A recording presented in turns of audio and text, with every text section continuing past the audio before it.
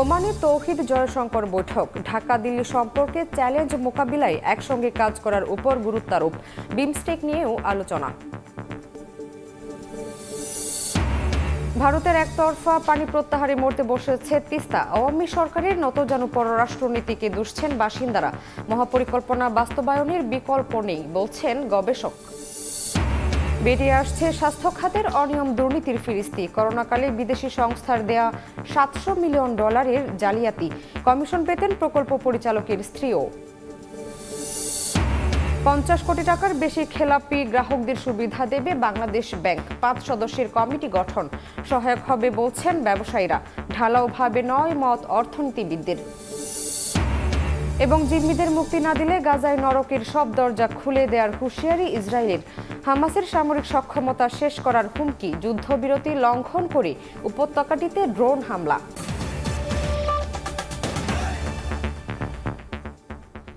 সকালের সময়ের সঙ্গে আছি আমি শামীমা শাম্মী।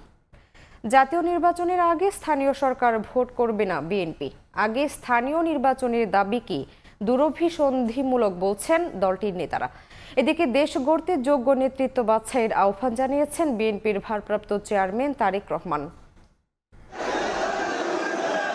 রোববার রাজধানীতে বিভিন্ন অনুষ্ঠানে অংশ নেন বিএনপি নেতারা। জাতীয় নির্বাচনের গুরুত্ব তুলে ধরে অন্তর্বর্তীকালীন সরকারকে নির্বাচনের চূড়ান্ত ডেডলাইন দেওয়ার দাবি জানান তারা। 1-11-এর সরকারের বিরাজনীতিকরণের উপকরণ বর্তমানেও দৃশ্যমান মন্তব্য করে নেতারা বলেন, জাতীয় নির্বাচনের আগে স্থানীয় সরকার ভোট করবে না বিএনপি। গড়িবসি চলছে, এটা নিয়ে এক ধরনের অনিশ্চয়তা আছে, এটা নিয়ে এক ধরনের ধোঁয়াশা আছে। গণতন্ত্র এবং অবাধ সুষ্ঠু নির্বাচনের বিষয়ে আজকে চূড়ান্ত কোনো ডেডলাইন জনগণ কেন এখনো পাচ্ছে না? স্থানীয় সরকার নির্বাচন করবে না। বাংলাদেশের ইতিহাস বলে এই ধরনের সরকার এসে কোনোদিনও স্থানীয় সরকার নির্বাচন করে নাই, জাতীয় নির্বাচন করেছে। এই সরকারকে জাতীয় নির্বাচন করতে হবে। ট্রানজিশন ঘটিয়ে একটি গণতান্ত্রিক পদ্ধতিতে বাংলাদেশকে রূপান্তরিত করবে এবং এটাই বাংলাদেশের 18 কোটি মানুষ চায়। 1-11 যে পরিকল্পনা বিরাজনীতিকীকরণ, সেই সমস্যা আমি আজকে কিন্তু আবার নতুন করে দেব। ঠাকুরগাঁয়ে জিয়া স্মৃতি ফুটবল টুর্নামেন্টের উদ্বোধন করে বিএনপি মহাসচিব মির্জা ফখরুল ইসলাম বলেন, গণতন্ত্রকে প্রাতিষ্ঠানিক রূপ দিতে নির্বাচনই একমাত্র পথ। গণতন্ত্রের কোনো বিকল্প নেই এবং গণতন্ত্রকে প্রাতিষ্ঠানিক রূপ দিতে হলে নির্বাচনই হচ্ছে একমাত্র পথ, যার মাধ্যমে আমরা গণতন্ত্রে পৌঁছতে পারি। আসুন আমরা সেই লক্ষ্যে আজকে আবার নতুন করে আমাদের আরেকটা সংগ্রাম শুরু করি। নড়াইলে জেলা বিএনপির দ্বিবার্ষিক সম্মেলনে ভার্চুয়ালি যোগ দেন বিএনপির ভারপ্রাপ্ত চেয়ারম্যান তারেক রহমান। বলেন, এখন ঐক্যবদ্ধভাবে দেশ পুনর্গঠন করাই মূল লক্ষ্য।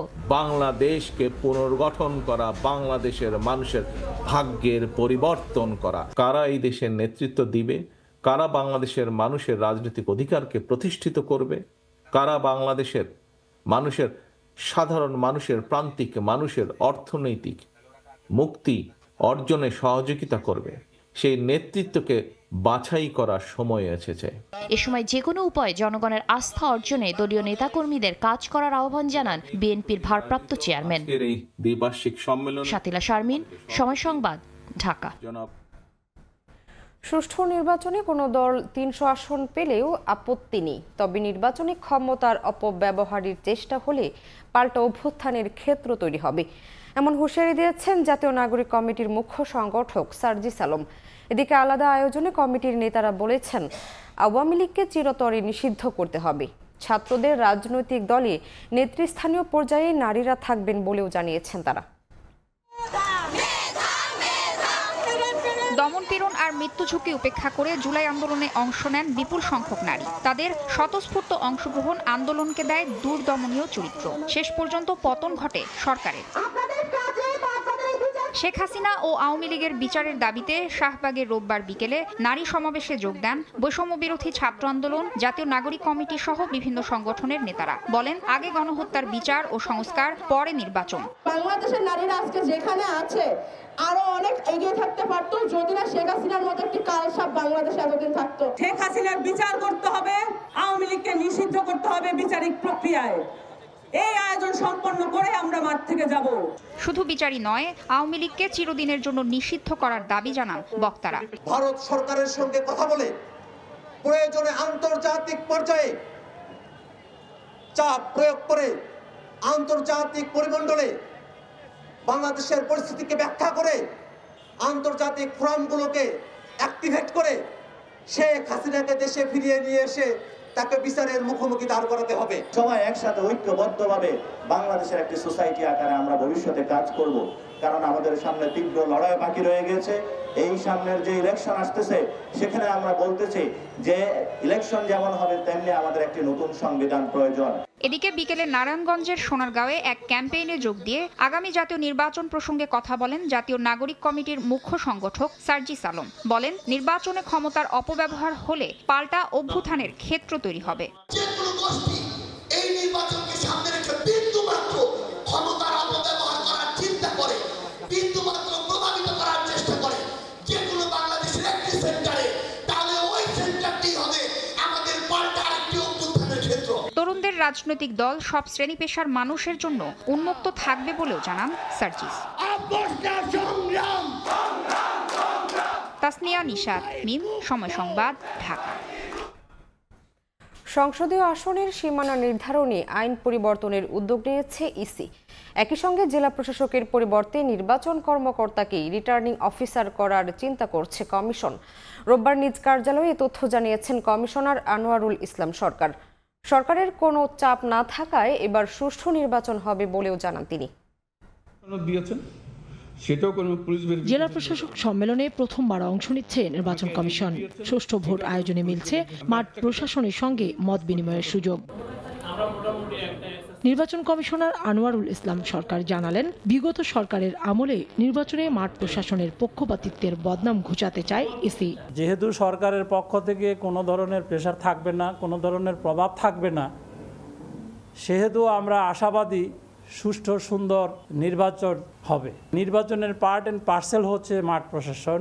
কমিশন বিশ্বাস করে এবার কোনো খারাপ উদাহরণ সৃষ্টি হবে না। একটা উত্তম নির্বাচন বাংলাদেশের ইতিহাসে ইনশাল্লাহ হবে। এছাড়া সংসদীয় আসনের সীমানা নির্ধারণে বিদ্যমান আইন পরিবর্তনের উদ্যোগ নেওয়ার কথাও জানান কমিশনার। একই সঙ্গে ডিসির পরিবর্তে নির্বাচন কর্মকর্তাকেই রিটার্নিং অফিসার করার চিন্তা ইসির। সীমানা নির্ধারণের ক্ষেত্রে কি বলে যে প্রশাসনিক ব্যবস্থাপনার সুবিধা, উন্নয়ন কর্মকাণ্ডের সুবিধা, জনসংখ্যার বিষয়, ভৌগোলিক অবস্থা, সেগুলো পরীক্ষা নিরীক্ষা করে নির্বাচন কমিশনের কাছে যেটি যথোপযুক্ত মনে হয় সেটি করার চেষ্টা করবে।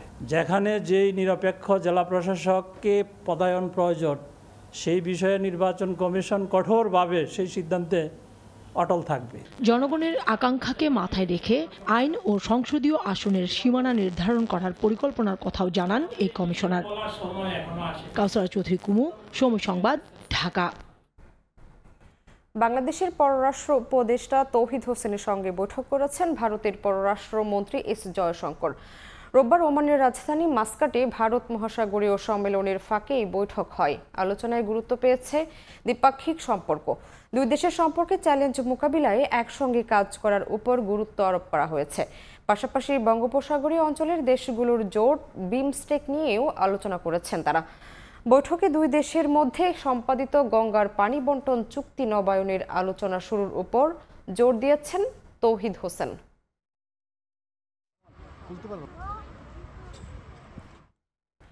সংস্কারের অভাবে নাব্য হারিয়ে মরতে বসেছে তিস্তা। গ্রীষ্ম মৌসুমের আগেই নদীতে হাঁটু পানি। অন্যদিকে ভারতের একতরফা পানি প্রত্যাহারে মরুকরণের মুখে পুরো তিস্তা অববাহিকা। সংশ্লিষ্টরা বলছেন, আওয়ামী লীগ সরকারের নতজানু পররাষ্ট্রনীতির কারণেই পানির ন্যায্য হিস্সা থেকে বঞ্চিত হচ্ছেন মানুষ। গবেষকদের মতে তিস্তা সুরক্ষায় মহাপরিকল্পনা বাস্তবায়নের বিকল্প নেই। তিস্তা নিয়ে নাজমুল ইসলাম নিশাতের 2 পর্বের প্রতিবেদনের প্রথমটি আজ। ছবি তুলেছেন শাকিল মাহমুদ। নদীর এই কঙ্কালসার চিত্র দেখে কোনোভাবেই বোঝার উপায় নেই এটি একসময়ের প্রমত্তা তিস্তা। শুষ্ক মৌসুমের আগেই পানি শুকিয়ে জেগে উঠেছে ছোট বড় অসংখ্য চর। অথচ এই তিস্তাকেই বলা হতো উত্তরের জীবনরেখা, যেটি এখন 2 কোটি মানুষের কষ্টের কারণ হয়ে দাঁড়িয়েছে।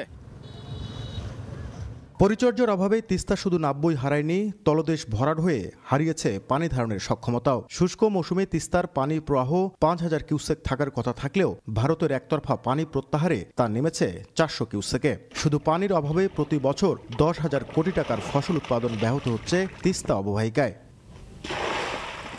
শুধু কৃষি নয়, নদী শুকিয়ে যাওয়ায় বিলীন হয়েছে মাছের অভয়ারণ্য, বন্ধ হয়েছে নদী নির্ভর যোগাযোগ ব্যবস্থা। ফলে জেলে মাঝি সহ তিস্তা নির্ভর লাখো মানুষের জীবন জীবিকা এখন চরম সংকটে। বর্ষাকালে তো মনে করেন যে পানিতে থামা যায় না, আর খরাকালে ফির আবার মনে করেন যে বালু হয়ে যায়। এখন পানি নাই না, তিস্তা নদী শুকিয়ে গেছে। পাইপ বোর্ডিং করি কোন থেকে পাইপ দিয়ে এখন ওই যে মেশিন দিয়ে পানি দিবার লাগছে। নদী তো পানি না দিয়ে তো মাছ পাচ্ছি না। ভাটিতে যখন পানির অভাবে ভয়াবহ মরুকরণের মুখে তিস্তা অববাহিকা, তখন বিপরীত চিত্র উজানে। আন্তর্জাতিক নিয়মনীতির তোয়াক্কা না করেই একাধিক বাঁধ, খাল, জলবিদ্যুৎ ও সেচ প্রকল্প নির্মাণ করে ইচ্ছে মতো তিস্তার পানি ব্যবহার করছে ভারত। একতরফাভাবে ভারত তিস্তার পানি প্রত্যাহার করে নিয়ে তারা তাদের কৃষিক্ষেত্রে এবং তাদের অন্যান্য ক্ষেত্রে তারা তাদের উন্নয়ন সাধিত করেছে, সেই সাথে আমাদেরকে পানি বঞ্চিত করেছে। তিস্তা ব্যারেজের সামনে আরও কয়েকটা ব্যারেজ করেছে। তারা আমাদের স্বার্থ সংরক্ষণ হবে এই রকম কোনো বিষয় নিয়ে তারা আমাদের সাথে কথা বলে না। গবেষকদের মতে উত্তরের 5 জেলার 2 কোটি মানুষের জীবনমান রক্ষায় একমাত্র সমাধান তিস্তা মহাপরিকল্পনা বাস্তবায়ন। এই যে তিস্তা পরিকল্পনা, এটা সবার আগে অধিকার দিয়ে এটার দ্রুত বাস্তবায়ন করা হোক। তিস্তাকে সুরক্ষা করা না গেলে শুধু জীবন জীবিকায় নয়, জলবায়ু পরিবর্তনের বিরূপ প্রতিক্রিয়ায় বিপর্যস্ত হয়ে পড়বে নদী বিস্তৃত 2000 বর্গ কিলোমিটার জনপদের মানুষ। নাজমুল ইসলাম নিশাত, সময় সংবাদ, রংপুর। স্বাস্থ্য খাতে $700 মিলিয়ন জালিয়াতি। কাজ পাওয়ার কথা ছিল স্বাস্থ্য খাতের ঠিকাদারের, অথচ দেয়া হয় একটি গাড়ি আমদানিকারক প্রতিষ্ঠানকে। কেউ আবার কাজের কমিশন পাঠিয়ে দেন প্রকল্প পরিচালকের স্ত্রীর কাছে। এভাবেই বিগত সরকারের আমলে কোভিডকালীন দাতা সংস্থা থেকে পাওয়া অর্থের 9-6 করতে প্রতিটি পদে পদে হয় দুর্নীতি। এসব অপরাধী দীর্ঘদিন ধরাছোঁয়ার বাইরে থাকায় সম্প্রতি দুদকের দ্বারস্থ হয়েছে আন্তর্জাতিক সংস্থা। বিশেষজ্ঞরা বলছেন, দাতা সংস্থার অর্থে অনিয়মের ঘটনায় ব্যবস্থা না নিলে ভবিষ্যতে সংকটে পড়বে দেশ। তাসলিম তৌহিদের প্রতিবেদন। করোনাকালে চিকিৎসা সেবা পেতে মানুষের হিমশিম অবস্থা মনে করিয়ে দেয় কতটা ভঙ্গুর ছিল স্বাস্থ্য ব্যবস্থা।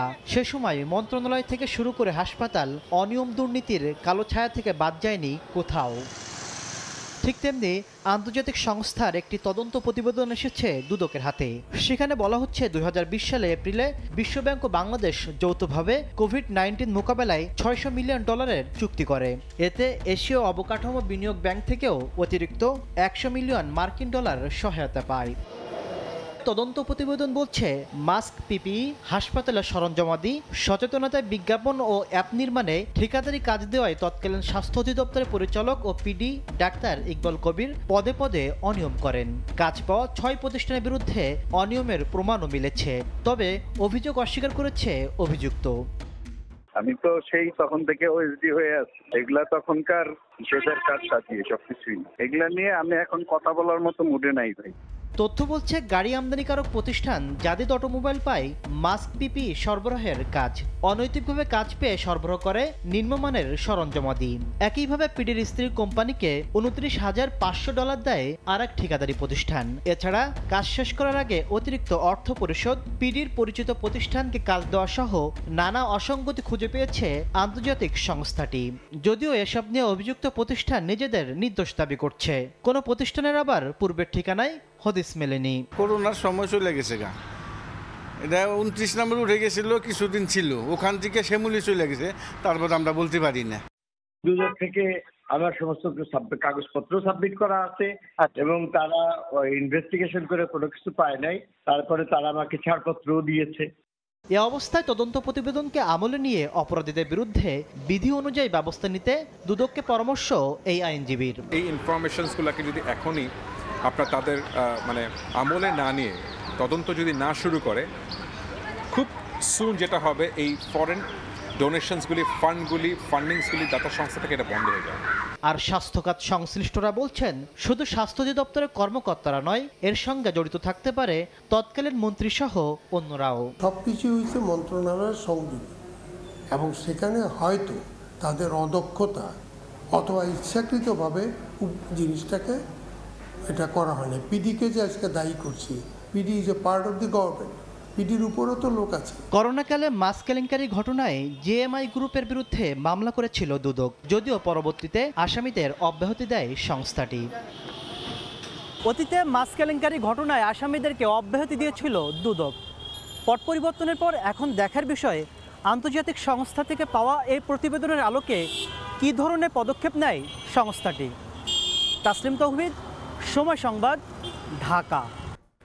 50 কোটি টাকার উপরে খেলাপিদের নতুন করে সুবিধা দেওয়ার পক্ষে ব্যবসায়ীরা।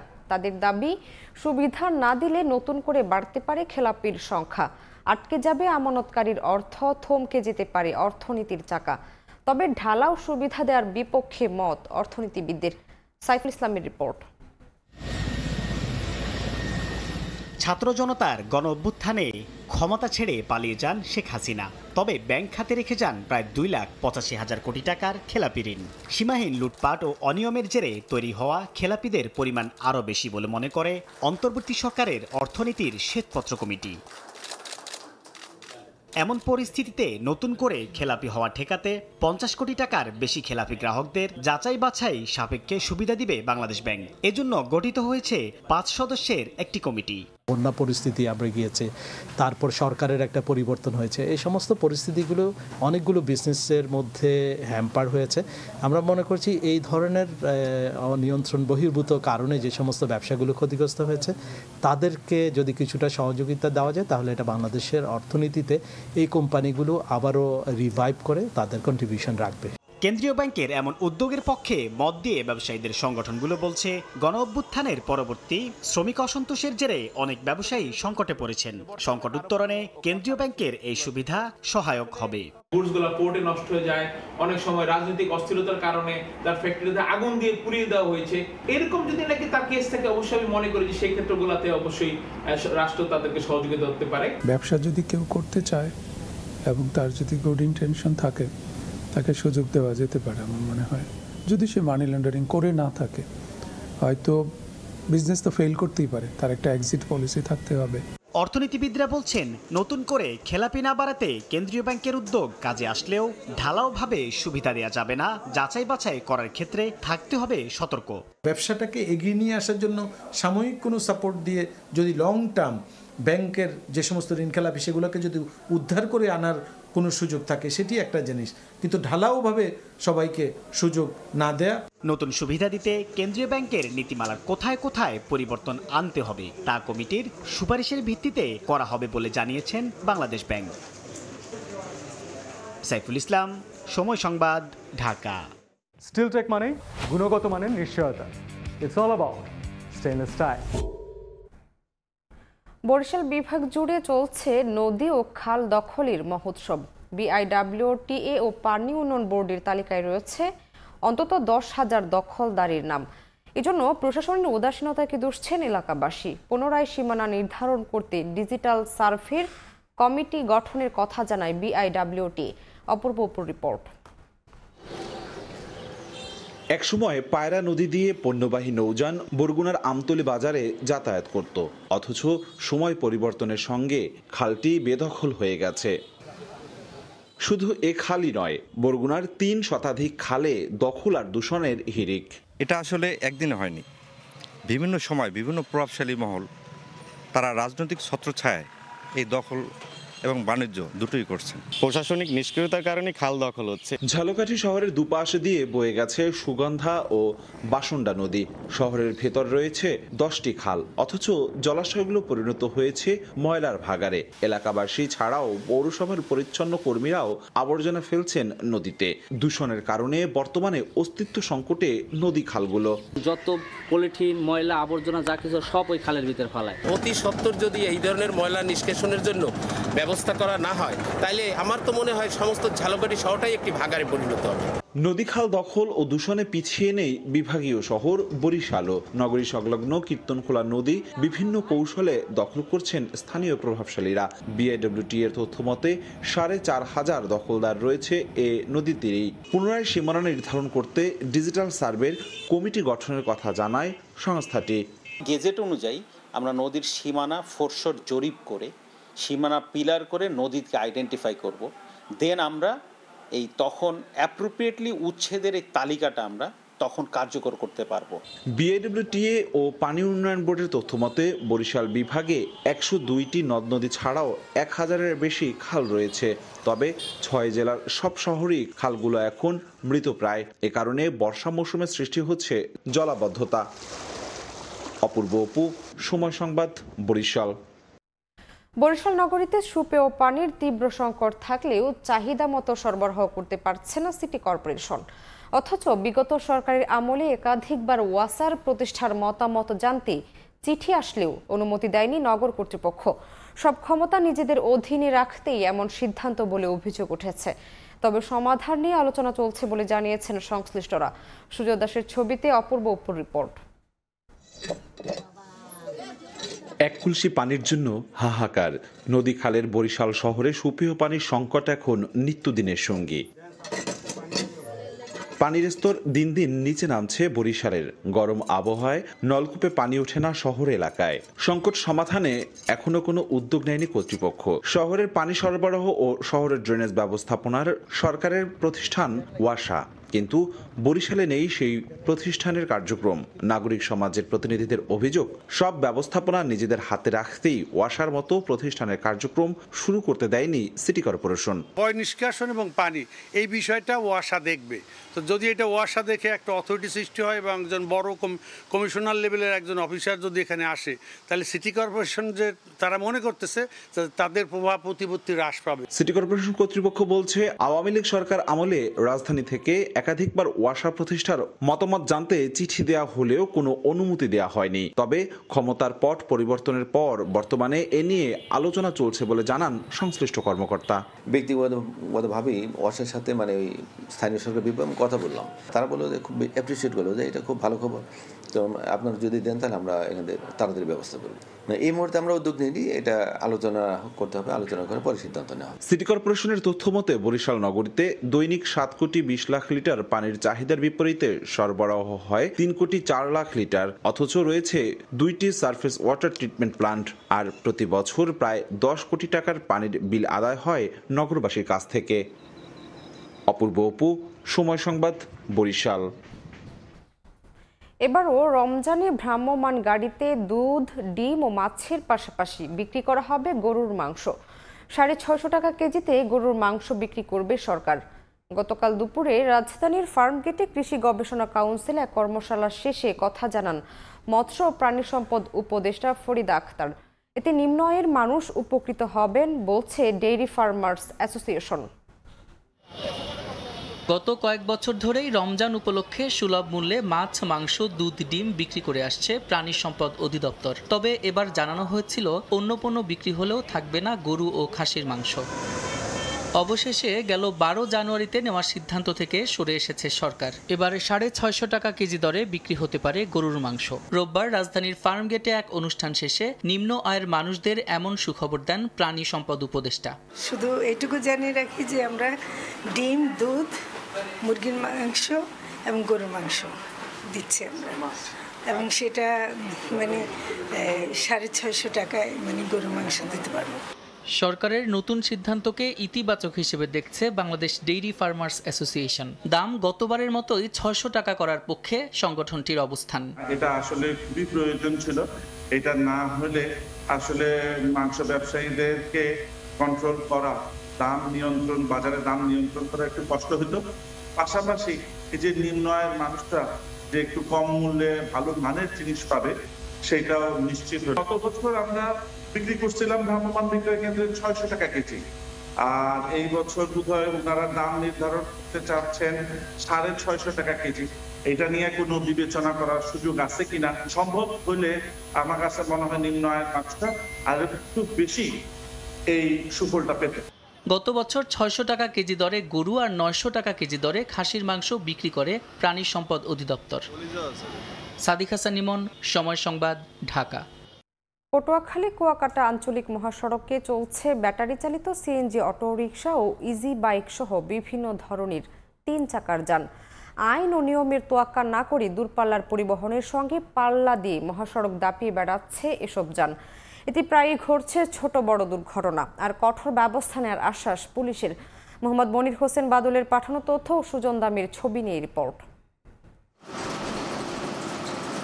পদ্মা সেতু চালু হওয়ায় সাগরকন্যা কুয়াকাটার সঙ্গে রাজধানী ঢাকা সহ বিভিন্ন জেলার সড়ক পথে বেড়েছে পরিবহনের সংখ্যা, কিন্তু 3 চাকার ব্যাটারি চালিত যান মহাসড়কে চলার কারণে প্রতিদিনই ঘটছে ছোট বড় দুর্ঘটনা।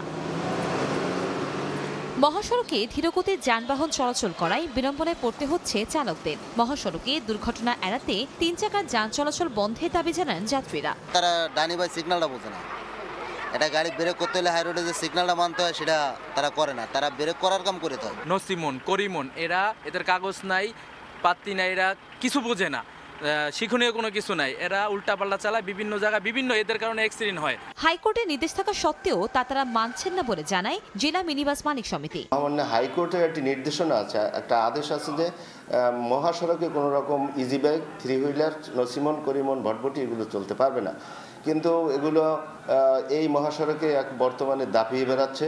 এতে আমরা বাস মালিক সমিতির মালিকরা আর্থিকভাবে ক্ষতিগ্রস্ত হচ্ছে। এদিকে এ ব্যাপারে আইনগত ব্যবস্থা নেওয়ার কথা জানায় স্থানীয় প্রশাসন। ওরা আসলে আনানি ড্রাইভার যারা অটো চালায়, তো আমরা সামনের সময়গুলোতে আমরা আইনগত ব্যবস্থা নিচ্ছি, পাশাপাশি অ্যাওয়ারনেস প্রোগ্রামও আমার অব্যাহত আছে। আমরা চেষ্টা করছি যে সরকারি যে সর্বশেষ নির্দেশনা অনুযায়ী যাতে এই ইজি বাইকগুলোকে বাড়িত না করে কিভাবে তাদেরকে মহাসড়ক থেকে অন্তত দূরে রাখা যায়, আমরা সেটির একটি প্রক্রিয়া বের করার চেষ্টা করছি। পটুয়াখালীর অভ্যন্তরীণ রুটে 141টি বাস চলাচল করে। এছাড়া ঢাকা কুয়াকাটা মহাসড়কে 2 শতাধিক বিলাসবহুল পরিবহন প্রতিদিন চলাচল করে।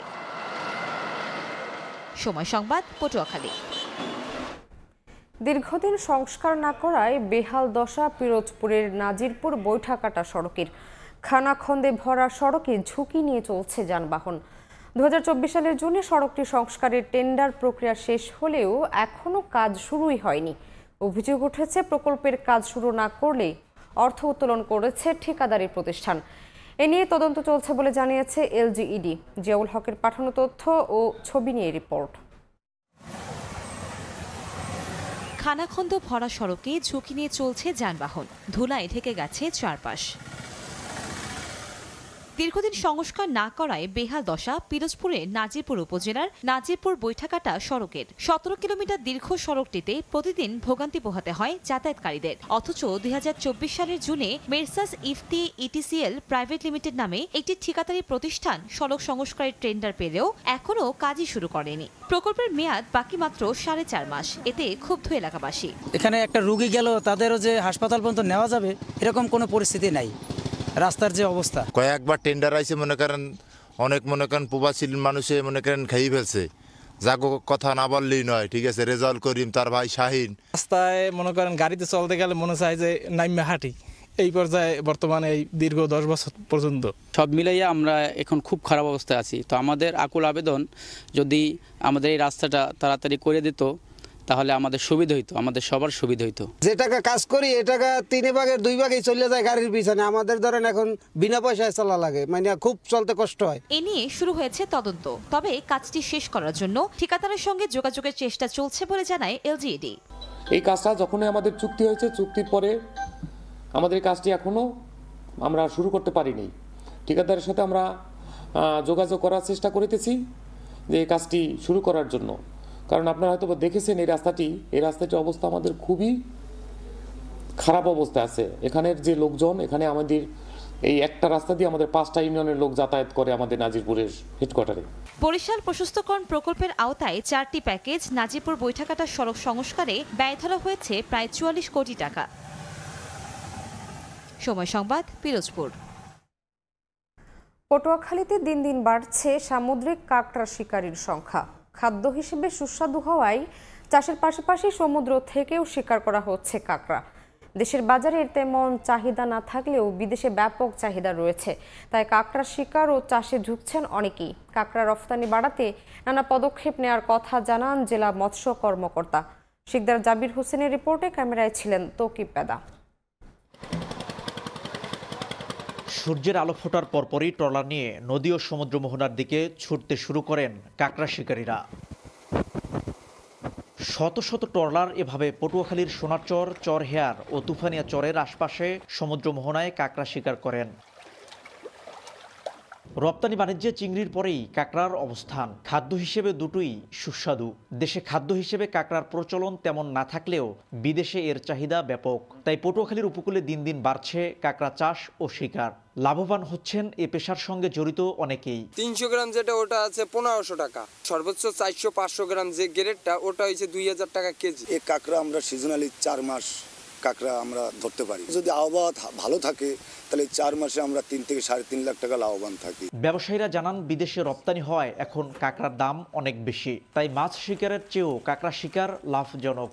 এছাড়াও এ খাতে বৈদেশিক মুদ্রা অর্জনের পাশাপাশি কর্মসংস্থান হচ্ছে অনেকের। 4 দিন 5 দিনের মধ্যে 25,000 30,000 একে দেওয়া হয়। বিদেশের বাইরা মনে করেন আমার করে রেট করি, মনে করেন ঢাকা রেট করি না একটা, তারা কারে আর 1 টাকা। সরকার যদি এটার উপর একটু সুনজর তাকাইতো আমাদের অনেক আমরা খুশি হইতাম। কাঁকড়া রপ্তানি বাড়াতে পদক্ষেপ নেওয়ার কথা জানান জেলা মৎস্য কর্মকর্তা। মৎস্য অধিদপ্তর থেকে কাঁকড়া চাষিদেরকে উদ্বুদ্ধ করার জন্য যতটুকু সম্প্রসারণমূলক কাজকর্ম করার দরকার সেটা আমরা করে যাচ্ছি, তবে কোনো ধরনের কোনো প্রণোদনা আমরা এই মুহূর্তে দিতে পারছি না। বাংলাদেশের 12 প্রজাতির কাঁকড়া মালয়েশিয়া, সিঙ্গাপুর সহ এশিয়া ও ইউরোপের বিভিন্ন দেশে রপ্তানি হয়। 200 থেকে 500 গ্রামের পরিপক্ক কাঁকড়া বিদেশে রপ্তানি করা যায়। এক একটি কাঁকড়া 2 কেজি পর্যন্ত হয়ে থাকে।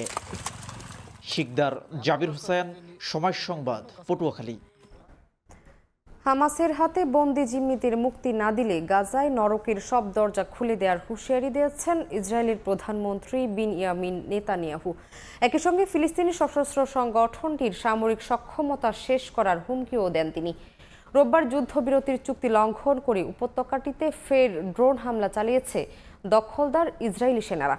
এতে নিহত হয়েছেন হামাসের 3 পুলিশ সদস্য। এদিকে যুক্তরাষ্ট্র থেকে পাঠানো 2000 পাউন্ড ওজনের একটি ভারী বোমার চালান ইসরায়েলে পৌঁছেছে বলে জানিয়েছে দেশটির প্রতিরক্ষা মন্ত্রণালয়।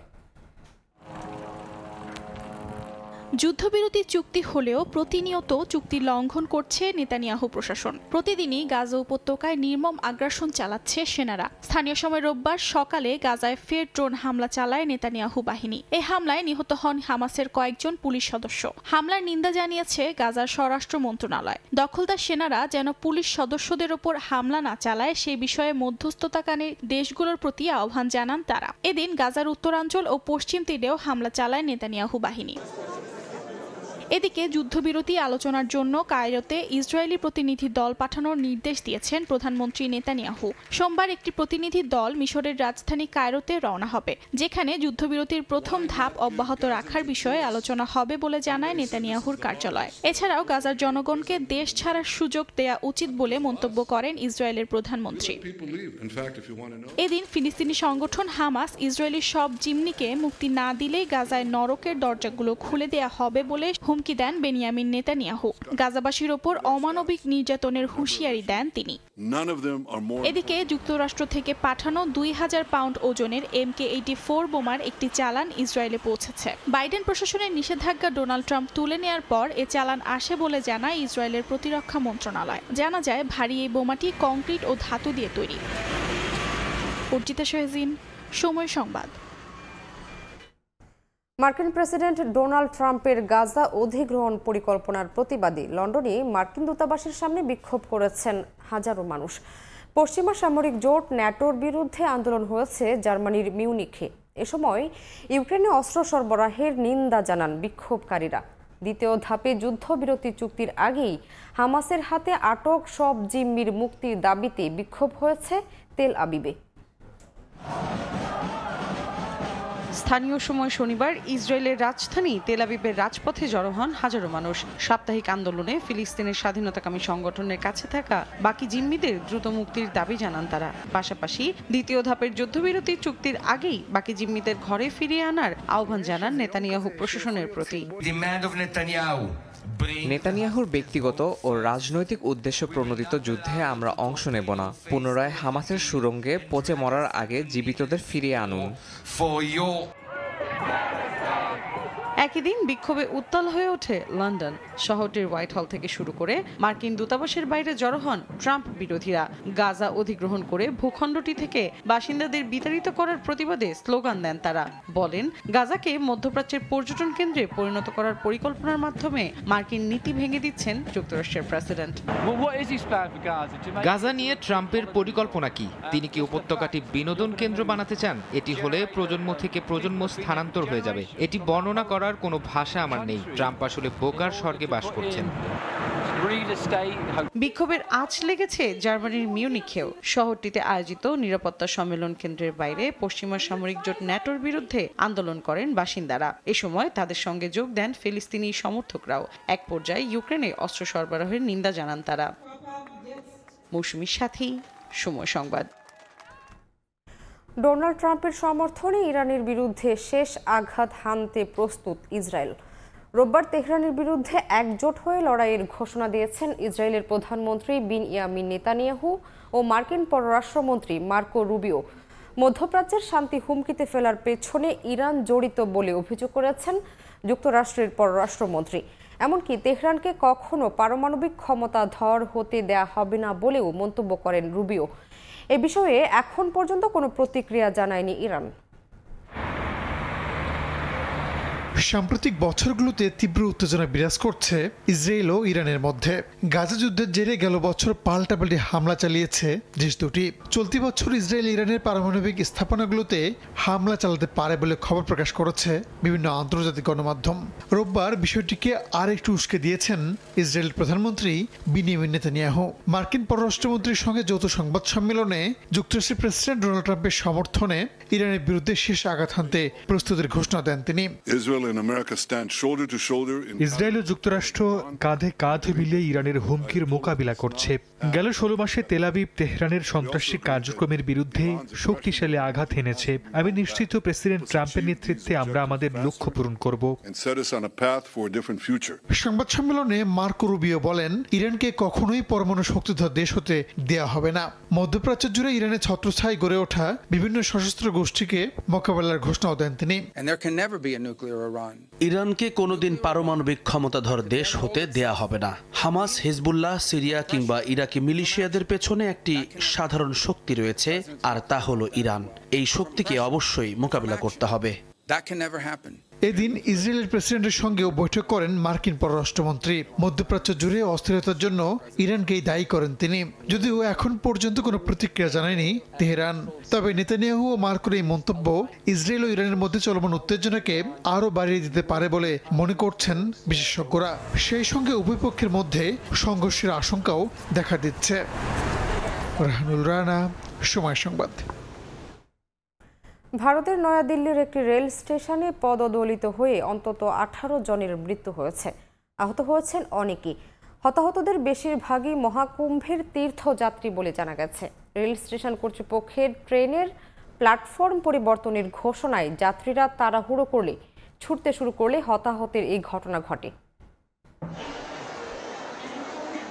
ভারতের প্রয়াগরাজে মহাকুম্ভ মেলায় অংশ নিতে শনিবার রাতে নয়াদিল্লির রেল স্টেশনে অপেক্ষা করছিলেন হাজারো তীর্থযাত্রী। হঠাৎ ছড়িয়ে পড়ে বিশৃঙ্খলা। পদদলিত হয়ে নিহত হন বেশ কয়েকজন, যাদের মধ্যে অধিকাংশই নারী ও শিশু। আহতদের স্থানীয় হাসপাতালে ভর্তি করা হয়েছে। এই ঘটনায় সমবেদনা জানিয়েছেন ভারতের প্রধানমন্ত্রী নরেন্দ্র মোদী। সামাজিক মাধ্যম এক্সের এক পোস্টে তিনি সবার প্রতি সমবেদনা জানিয়ে আহতদের দ্রুত সুস্থতা কামনা করেন। প্রত্যক্ষদর্শীরা জানান, একটি ট্রেনের প্ল্যাটফর্ম পরিবর্তনের ঘোষণায় যাত্রীরা ছোটাছুটি শুরু করেন। প্ল্যাটফর্ম সংযুক্তকারী ফুটওভার ব্রিজ থেকে কয়েকজন যাত্রী পা পিছলে পড়ে যান। এছাড়াও ভিড়ের মধ্যে পড়ে যান আরো অনেকে। 12 নম্বর से 16 নম্বর कर दिया। প্ল্যাটফর্ম নম্বর 12 থেকে 16তে ট্রেন পরিবর্তনের ঘোষণা আসতেই সবাই হুড়োহুড়ি করে ছুটতে শুরু করে। প্ল্যাটফর্ম 16তেও প্রচুর ভিড় ছিল। এ সময় অনেকে সিঁড়ি ও এসকেলেটরে পড়ে যান। পরে আমরা কুলিরা পরিস্থিতি সামাল দিতে ছুটে যাই। নিহতদের মধ্যে বেশিরভাগ হিন্দু তীর্থযাত্রী, যারা মহাকুম্ভ মেলায় অংশ নিতে যাচ্ছিলেন। স্থানীয় কর্তৃপক্ষ দ্রুত উদ্ধার অভিযান শুরু করলেও অতিরিক্ত ভিড়ের কারণে পরিস্থিতি নিয়ন্ত্রণে আনতে সময় লেগে যায়। দুর্ঘটনার কারণ খতিয়ে দেখতে তদন্ত কমিটি গঠন করা হয়েছে। তবে প্রচণ্ড ভিড়ে অক্সিজেনের অভাবে দম বন্ধ হয়ে অথবা কোনো কিছুর আঘাতে মারা গেছেন বলে জানায় হাসপাতাল কর্তৃপক্ষ। আহতদের দ্রুত সেবা দিতে হাসপাতালগুলো প্রস্তুত রাখা হয়েছে। কয়েক সপ্তাহ আগে একই উৎসবে পদদলিত হয়ে 30 জন নিহত হন। ইয়াসিন মোহাম্মদ জিসান, সময় সংবাদ। আনুষ্ঠানিকভাবে উন্মোচন করা হলো বাংলাদেশের ক্রিকেট দলের চ্যাম্পিয়ন্স ট্রফির জার্সি। গতকাল সন্ধ্যায় বিসিবির অফিসিয়াল ফেসবুক পেজে একটি ভিডিওর মাধ্যমে জার্সি উন্মোচন করা হয়। আইসিসির গাইডলাইন মেনে তৈরি করা হয়েছে এবারের চ্যাম্পিয়ন্স ট্রফির জার্সি, যে কারণে কোনো বিপ্লবের থিম রাখা যায়নি, তবে রাখা হয়েছে লাল সবুজ ও বাঘের অবয়ব, জানিয়েছেন বিসিবির কিট নির্মাণকারী প্রতিষ্ঠান স্পোর্টস অ্যান্ড স্পোর্ট জেড স্বত্বাধিকারী মেহতাবউদ্দিন আহমেদ সেন্টু। তবে সমর্থকদের জন্য অফিসিয়াল জার্সি বাজারজাত করতে কোনো প্রতিষ্ঠানকে এখনও অনুমতি দেয়নি বিসিবি। দরজায় কড়া নাড়ছে চ্যাম্পিয়ন্স ট্রফি। বেশিরভাগ দল আগেই উন্মোচন করলেও বাংলাদেশ সময় নিয়েছে আসন্ন ইভেন্টের জার্সি উন্মোচনে। চ্যাম্পিয়ন্স ট্রফির প্রস্তুতি ম্যাচের আগের দিন সামাজিক মাধ্যমে প্রকাশ করা হলো টাইগারদের নতুন জার্সি, যেখানে দেখা যায় বাঘের অবয়বের সঙ্গে রাখা হয়েছে লাল সবুজের মিশেল। বিসিবি এই জিনিসটা পছন্দ করলো, করে আমাদেরকে এটার উপরে প্রোডাকশন করতে বললো এবং এটার উপরে আমরা প্রোডাকশন করলাম। আমরা ইনিশিয়ালি কিছু জিনিস অ্যাড করেছি জার্সির সাথে। প্লেয়াররা যখন ইনিশিয়ালি দেখেছে সবাই খুব অ্যাপ্রিসিয়েট করেছে, তো ক্রেডিট গোস টু বিসিবি। রেডটা ইউজ করা হয়েছে আমাদের পতাকার কালারে। অফকোর্স ফার্স্ট ফ্ল্যাগটা গোল্ডেন ছিল, এখানে গোল্ডেনের টাচ আপ নিয়ে আসা হয়েছে। আমাদের যেহেতু টাইগার নামে ডাকা হয়, রয়্যাল বেঙ্গল টাইগার নিয়ে আসছে। বিসিবির দেয়া ডিজাইনে জার্সি প্রস্তুত করেছে বিসিবির কিট নির্মাণকারী প্রতিষ্ঠান স্পোর্টস অ্যান্ড স্পোর্টস ডিজাইন। অনেকের প্রশ্ন থাকতে পারে বিপিএল এর মতো এই জার্সিতে জুলাই বিপ্লবের কোনো থিম রাখা হয়েছে কিনা, যার ব্যাখ্যা দিলেন স্পোর্টস অ্যান্ড স্পোর্টস ডিজাইনের স্বত্বাধিকারী। আমরা একবার জার্সি করেছিলাম 52 ভাষা আন্দোলন দিয়ে, তো এখানে কিন্তু স্ট্রিক্টলি বলা হয়েছিল যে আপনি আইসিসির গাইডলাইন অনুযায়ী আপনি এরকম কিছু করতে পারবেন না। এটা হচ্ছে আইসিসির গাইডলাইন। তো আপনি চাইলে কিন্তু আপনি অনেক কিছু আপনার জার্সিতে ইনপুট দিতে পারবেন না। ভক্তদের জন্য হতাশার খবর হলো বিসিবি এখনও অফিসিয়াল জার্সি বিক্রির দায়িত্ব দেয়নি কোনো প্রতিষ্ঠানকে। তবে বিসিবি চেষ্টা করছে একটি প্ল্যাটফর্মের মাধ্যমে টাইগারদের সব ধরনের কিট ও সিগনেচার পণ্য বিক্রির। আমি যে জার্সিটা পরে আছি, এই জার্সি পরে বাংলাদেশ চ্যাম্পিয়ন্স ট্রফির মঞ্চ মাতাবে। এই জার্সিকে শুধু একটি জার্সি হিসেবে দেখলে ভুল করবেন, এটি বিশ্বমঞ্চে বাংলাদেশের পরিচয় বটে। এই জার্সি পরে বাংলাদেশ চ্যাম্পিয়ন্স ট্রফির মঞ্চে সাফল্য বয়ে আনুক সেই প্রত্যাশা সবার। তারেক হাসান শিমুল, সময় সংবাদ, ঢাকা। সকালের সময়ের শীর্ষ সংবাদগুলো জানিয়ে দিচ্ছি আরেকবার। ওমানে তৌহিদ জয়শঙ্কর বৈঠক। ঢাকা দিল্লি সম্পর্কে চ্যালেঞ্জ মোকাবিলায় একসঙ্গে কাজ করার উপর গুরুত্ব আরোপ। বিমস্টেক নিয়েও আলোচনা। ভারতের একতরফা পানি প্রত্যাহারে মরতে বসেছে তিস্তা। আওয়ামী সরকারের নতজানু পররাষ্ট্রনীতিকে দুষছেন বাসিন্দারা। মহাপরিকল্পনা বাস্তবায়নের বিকল্প নেই বলছেন গবেষক। এবং বেরিয়ে আসছে স্বাস্থ্য খাতের অনিয়ম দুর্নীতির ফিরিস্তি। করোনাকালেই বিদেশি সংস্থার দেয়া $700 মিলিয়ন জালিয়াতি। কমিশন পেতেন প্রকল্প পরিচালকের স্ত্রীও।